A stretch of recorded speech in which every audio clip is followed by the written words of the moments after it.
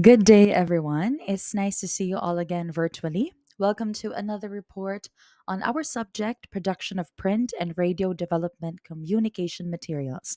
I am Rhoda, and this time I will be discussing all about Module 6, the printing process, particularly modern printing methods, desktop publishing, Part 2.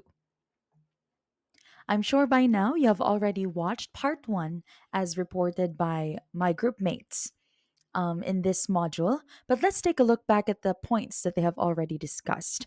By now, we may already be familiar with the requirements of a desktop publishing system, the advantages and disadvantages of this system, as well as the basic terms and concepts of the desktop publishing system, also the formatting while writing. Now, in part two, we are going to focus on another integral aspect of desktop publishing, which, in my opinion, without these aspects, somehow our print materials would be lacking a little color or a little, not really a little, but a big element in its complete material. And that is the computer generated graphics. Now, according to our source material, Lastria Tabing and Osalia, 2001, computer generated graphics contribute to the effectiveness of transmitting messages. Now, how so, we may ask? SJ Design Co. 2024 adds on with the roles of computer generated graphics in print media. Number one role that they enlisted is that they capture the audience's interest. Now, humans as we are, we may already know that we are very visual beings. Anything that stimulates our eyes will surely capture our attention and retain such attention. So, um, computer generated graphics play that role in our printed media materials, as well as convey the message clearly. Sometimes, with text alone, it may not be enough to fully capture the understanding of our audience. Therefore, these computer generated graphics complement the the message that our text material is trying to give our audience. In addition to that, they elevate the visual appeal of the overall material and, of course, boost readability. With readability, based on our prior lessons, this talks about the quality of being easy or enjoyable to read. Now, with computer generated graphics, um, with our audience not only having text alone as a means to understand what the material was all about, it somehow gives them stimulating factors to continue on reading and to continue on exploring these materials that we have them witness. Now, there are many forms of computer generated graphics. One of the most common among them is are photographs. Now, according to our source material as well, these are the most literal form of visual communication as it is used to capture and present reality. Now, whenever there is a need to capture an image or preserve it as it is, photographs are always the way to go. However, with its strength and accuracy, it may come with downsides as well. Whenever we take our photos, it may be unavoidable that we can include elements that are not or that we do not want to be included in the full picture. These unwanted elements may not fit with the message that we wish to convey with our photo, but this dilemma is easily remedied, especially when working with a digitized photo that is most common nowadays anyway. This is done using a variety of computer software programs that, no matter how different, may still be able to aid in doing these techniques. Now, what are these techniques that may help us in fully attaining the photographs that we wish to take? Number one is the technique of cropping. Now, this lets you remove unwanted details simply by cutting off a part of the bottom or sides of the photo and retaining its rectangular or square shape. Now, by doing this, you can focus on the part of the photo which you consider important. Now, to see an example of how this is done, let's take a look at this short video. There, as we can see, the editor is simply dragging the points by the corners of the photo and manipulating it in such a way that they are framing the photo how they wish for it to look like. So, different computer software applications may entail different commands in doing this, but essentially, this is what we do in cropping photos. In addition to the technique that will help us to achieve the photos that we want as an end product of our computer generated graphics, we also have silhouetting.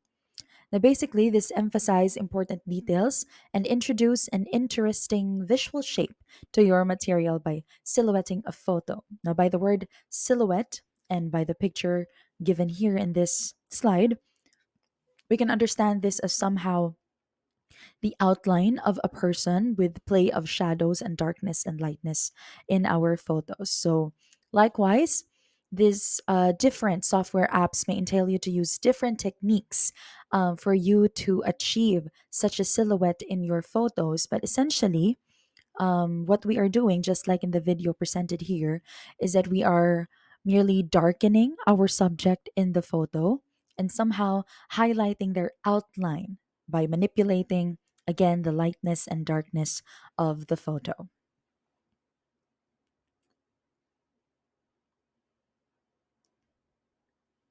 There we go. We may add a few adjustments here and there to their lighting, but eventually we will come up with a picture that merely highlights our subjects by somehow darkening them at the same time. So that is silhouetting. Lastly, we have the technique of airbrushing and photo manipulation.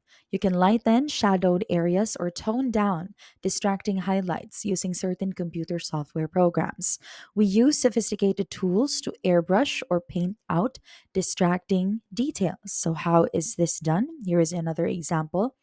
Now, there may be moments that our photos do not come out as we hoped or expected, but there is so much we can do to get to that point. Now, like this photo, um, essentially they came out too dark with blown out highlights in the photo, but the editor found a way to adjust photo elements to come up with a brighter and better photo in the end. So, yeah, as we can see here, they are highlighting some areas that they wish to somehow darken, as well as highlight those parts of the photo that are a little bit too dark. Along the way as well, they are manipulating the photo that they are eliminating elements that they may deem undesirable in the overall picture. So what they come up with in the end is somehow a clear photo of this image that they wish to convey in their material. Now, another form of computer generated graphics may come in the form of illustrations. Now, photos are not the only visual communication we can utilize in print. Now, with illustrations, they offer far more opportunities for interpretation than photos do. You can selectively organize and emphasize information using illustrations. Therefore, artwork can convey both accuracy and atmosphere or substitute accuracy for aesthetics. Now, as we can see in the examples here, it's truly eye catching to have these illustrations right at the cover of these materials without having the need to use photos as well. So, with this illustrations, we are given more freedom somewhat to be more creative with how we wish our graphics to look like. We also have computer generated graphics in the form of clip art. Now, clip arts consist of files of existing artwork that can be dropped into the desktop published documents. There are a wide variety of clip art available for just about every occasion, occupation, categories, or fields of interest. For example, if you may be looking for Christmas themed clip arts, for intended for your material, then there are easily so many of these clip arts available online, as well as themes. For example, if you maybe want it to be summery, summer feeling in theme, then you may also utilize clip arts intended for such theme. They also cover different occupations, disciplines, for example, education, as well as law, or any religious matters as well. Now, with clip arts, you are still given quite a wide freedom for how you wish for it to look like. For example, you need not to use them as is. No, they offer a wide range of possibilities because you can do just about anything as well with ready-made clip arts, just like this one. For example, this clip art came as one in the package that I took it from. But let's say, for example, that I only wanted this one girl who is playing the game to be included in the clip art. So, what you can do is easily just erase the rest of the elements in the clip art and make use of the things that um, you wish to utilize in the given clip art. Now, conversely, you may also utilize multiple clip arts from multiple collections and bring them together to form one new cohesive clip art in the end. So, that is how versatile clip arts can be when used in developing print media communication materials. Lastly, as part of our computer generated graphics, we also have information graphics. Now, this can inform and draw attention to trends, comparison, and organizational structures.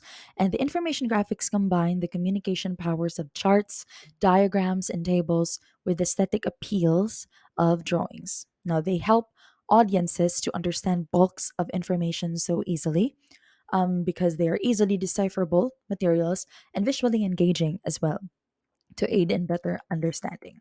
Just like in the given example here in front, now these graphics somehow summarize a wide inclusion of information and put it visually so that we, as the audience or the readers of this material, can easily absorb the material that is being presented. In general, computer generated graphics, these are the various manipulation features included in desktop publishing programs.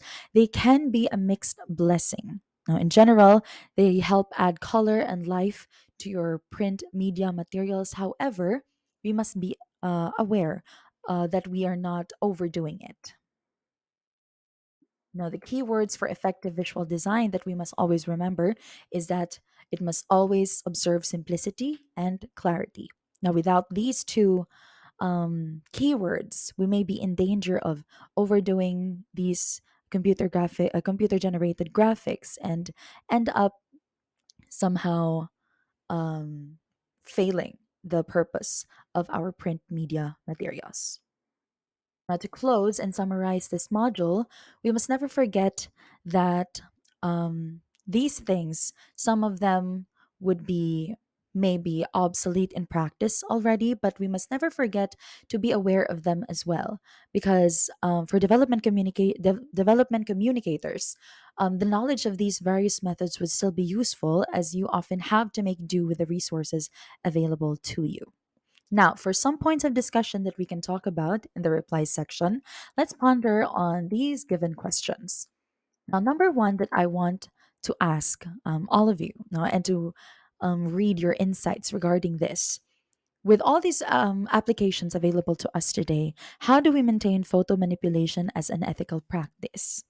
And second, from among the discussed computer generated graphics, which do you think is the most useful in complementing copy and print media? I would love to um, know and to read your insights regarding this. So please do comment your answers under this post in this module. Here are my references for the report. Okay. So thank you so much for listening, and I am looking forward to reading your inputs in our discussion forum. Thank you.